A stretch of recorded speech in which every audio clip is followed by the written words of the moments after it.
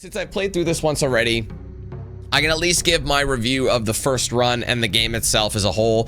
So we're gonna go right into it. So Silent Hill F, a spin-off of the classic franchise. You know, it does go in a slightly different direction with Silent Hill. It has a lot more psychological horror elements, I'd say, especially looking at that ending. You know, than we originally thought. So a lot of it is not as surface level as past Silent Hills were. And even then, like, it almost seems like it could be in someone's head at times, you know what I mean? So it's like, it is along the theme, but it definitely feels more on the psychological thing. Like, as in, this is, you know, again, I won't spoil anything, but based on, for people who are watching this after, but just based on that, it does, like, kind of lean more into that genre as opposed to just the survival horror element. It does, like, increase, or it does add elements from, like, basically changing the combat to be kind of like a boss, kind of a, you know, one of those, like a lot of those boss hack and slash kind of games where timing is essential, stamina management. So it is definitely different in that regard. But before we get into that, let's just talk about what I did not like about the game. So to kick things off. So unfortunately, I feel because they were trying to make this game a little bit different, the whole thing that makes Silent Hill games like really good is the ability to have, I want to say, they've always done things strong by going from one section to another and, you know, finding what one thing you need to unlock the game, or sorry, to unlock like a door, or you need something to progress. They do that a lot. Now, while this game does do that occasionally, it doesn't do it as much as I would like. I feel like there was a lot of open area sections that just felt kind of there for the sake of being there. And I feel like it just seemed like wasted space. A lot of times you'd go there, oh, it's just another healing item or whatever. So there's a strong emphasis, less so on what Silent Hill is really known for, and, you know, the survival horror, obviously, you know, finding ammo or whatever the case would be, that is in this, obviously, but this seems like very strongly pushed into the healing, stamina, like just items that will maintain that throughout the game. That is the most dominant thing you're gonna find, and the most dominant pickup you'll find while you're playing this.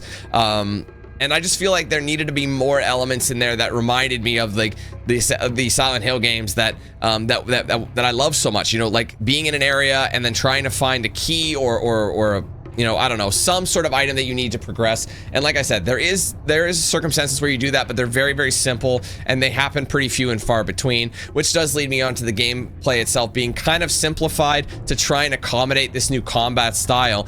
Because it's so simplified, I feel like it just could be a little bit more satisfying. Feels a little bit tanky in nature. Now, I'm sure that is probably intentional to try and make it feel like a classic Silent Hill game, but at the same time, this has never been combat we've really seen in a Silent Hill game before. It's always about kind of, you attack if you have to, and if you avoid, you must, but this is a strong emphasis on actually fighting enemies and bosses and things like that. So it's something we haven't really seen in this regard, and it just feels like it could be a little bit more polished, feels a little, I don't know, it feels like it's holding you back a lot of times in terms of the combat. And if I'm honest, it does get kind of repetitive the more enemies you face. And yes, you can learn them and figure out the best ways to beat them. And as you saw, I did learn how to do that.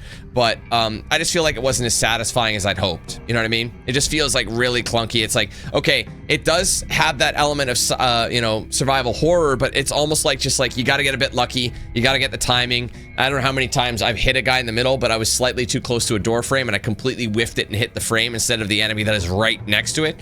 So there's a lot of things like that where the combat, I think, let it down. However, that is going to bring us over to the things I did like about this game. Now, I'd say from a visual perspective, I think this game is absolutely beautiful. It takes the Japanese like landscape and the beauty of it and just traditional Japanese culture and kind of makes it like it's beautiful, but it's also like kind of gross at the same time. So they took that beauty and it's almost like they tarnished it in the way that Silent Hill does. You know what I mean? They've made a new type of art style by making it because like I said, Japanese, like you know, whatever you're in, whether it be Japanese art or just video games or just the actual environment of Japan is like very beautiful. There's a lot of history and culture and things like that, and they've taken that and they've got their like infection all over it. You know what I mean? So it's a cool hauntingly beautiful landscape as we're going through the game, and I think that is one of the strongest things, and it does make you feel like you're actually in this world. Especially, I mean, I rolled with English dubs, but you can, the original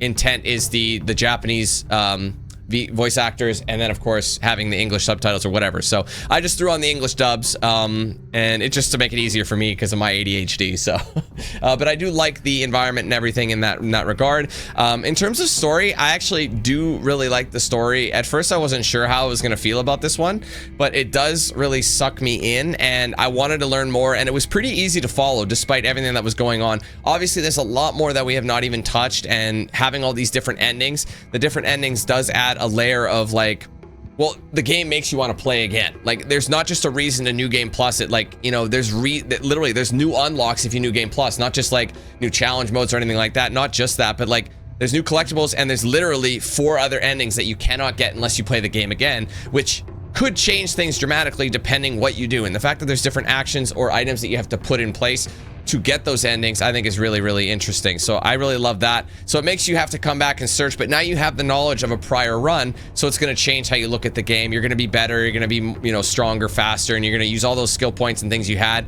So you should be able to blow through the early enemies with your, you know, being at the right level and everything. But then it's a new experience because you're getting different endings, you're going to be fighting different bosses, you're going to see a whole different side of it because you're going to be making different decisions. And I think that's really, really interesting, and I don't think many Silent Hill games do that at all. So it's a nice change in that direction as well.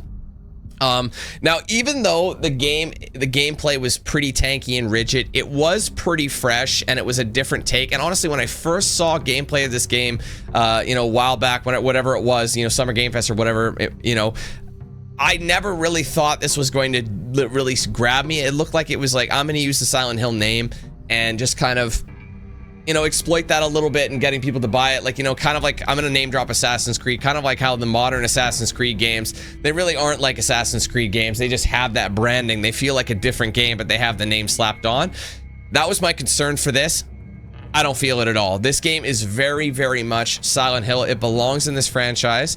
I think, despite its changes, which I think didn't really need to happen, I wish it was more emphasis on less on the combat and more on the survival elements, instead of just like constantly doing, you know, something to heal you or whatever. I just wish it was just a little more involved, because honestly, how many times, like, how much faith did we have? We had so much currency, but we didn't have the items we could use the currency on. So it almost seemed like the currency was kind of redundant, you know? So I think if they, even with that though, it was still a fun game to progress through. It had really cool imagery, cool bosses, cool characters, and it leaves you wanting more. So it was an overall really, really good experience. And despite, you know, like, to summarize the game, I guess I could say, it might have some clunky controls. The combat emphasis on a very simplistic combat that feels kind of outdated, unfortunately, is still outspoken or beaten by a really good story. Interesting characters, great visual experience, cool imagery, you know, lore is really, really strong, easy to follow, even for something like this, really, really easy to follow, and it has you hooked.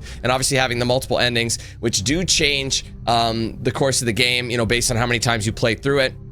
I think that's really, really cool, and therefore it gives me that, like, I don't know, it just seems like there's a lot of game here, even though it's one story and a single player. I feel like there's a lot to experience, and it took me, I mean, I'm at almost 6.5 hours, so probably around maybe just under 30, maybe just like 13 hours or so, I'd say, to beat this. Maybe just under, yeah, about 13 hours, I think, to beat it. I explored just about everything I could, and that was just one run. Obviously, the following runs are going to be a little bit longer, and if they want you to replay it multiple times, you just got to strategically put, you know, save points out there. Honestly, I really don't think that's terrible of a thing, but obviously the grind to have to get through it could be better, but you know, they should make it a little bit easy. I don't know, that's why, I mean, I haven't done a New Game Plus, so I can't really say, but hopefully they give you these points to make these changes and you can just reload a save. Obviously that's what you can do. So and the thing is, I feel like there still is more game to be played, so if I can make it work, I might want to come back and replay it, but for the purpose of this review, we're just going to review it now based on what the, you know, the main game that I played, the initial run, which I think most people are going to do anyway. Not everyone's going to do New Game Plus. So with all that being said, I think a fair rating for this game is an 8 out of 10. I really, really liked it. I think it's a solid experience. Obviously with Konami games though, they're really, really expensive. I do believe they're a tad expensive. Sorry, I forgot to mention that earlier. I just wish they were, I think if this game dropped like a tenner, whatever your currency might be, I think that's a fair price for it. I just think it's right out the gate. Konami games are really, really expensive. Silent Hill 2 is the same thing. It was the exact same price, and they kind of got you on the, you know, they kind of got you on that, like, oh, just upgrade to the deluxe edition. It's only a few bucks extra, which it is. So it's like you might as well. So really what they do is they make the regular version so expensive that the deluxe edition just seems more logical. You know, you might as well just buy it. So really they're trying to force a deluxe edition, which is kind of a greasy Konami business practice. But as the game as a whole, I definitely think this is one you got to try. If you're a Silent Hill fan, even if you're not, I think you'll still enjoy it. Just keep in mind, the combat might not be for everyone. It is a little annoying to manage all that, but that's probably the only thing I can really say. If it was a little less emphasis on the combat, on that type of combat, and more on like the game, like the story that we had, I think this would have been like one of the best games I've played in a while. But it just had that holding it back. So 8 out of 10, still a fantastic score. Definitely one of the best games I've played in the year, or one of the higher up there. I don't want to say it's the best or anything, but like it's definitely one of my favorites so far. I think it's really, really good, and I'm actually surprised how much I liked it. So I do recommend this, but most likely when it comes down a little bit, I think it's just a tad expensive right now. If you can wait, I would. If you don't want to, well, you're still gonna get a great game, and you're gonna put a lot of hours into it, I think. So anyway, that's my review. I hope you guys enjoyed it. If you did enjoy this one, the series, be sure to leave a like, comment your thoughts below, and don't forget to subscribe if you're new. Turn on those post notifications with the bell icon so you don't miss anything I put out here on the channel. Be sure to like, follow my socials, Facebook, X, Instagram, Snapchat, and Discord. Those are all linked in the description. If you want to get yourself a shirt or hoodie of mine, there's a link in the description. Also, an embedded feature right below the stream. You can scroll down and see some goodies I have there. Ultimately, though, just go to the website for the full range of products and customization options. Big shout out to the sponsors: DXRacer, Bones Coffee, Ridge Wallet, Mad Rabbit Tattoo, ignore that one. I use those guys' products every single day. Check them out for yourselves. There's the links in the description. Be sure to use my promo code DANQ8000 to save it. Check out with them. If you guys want to send something to my PO box, there is an address listed for that in the description as well. If you do want to send something my way, I will open anything that gets sent to that PO box, either on a social post or a live stream, whatever makes more sense for whatever is sent. Okay. Finally, be sure to check out and sign up for the Team 8000 membership program if you haven't done so yet. It does support the page immensely.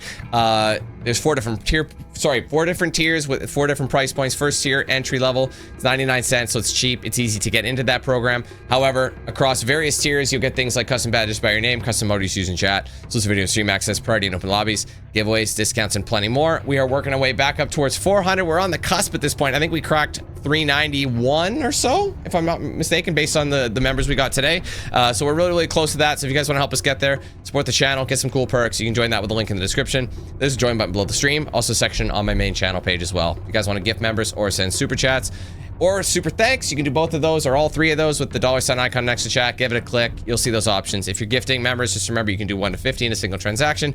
Ultimately, you can gift as many as you want through multiple transactions, okay? Thank you guys so much again. Hope you have a great rest of your day, and hopefully we catch you in the next one. See you then, all right? Take care. Peace.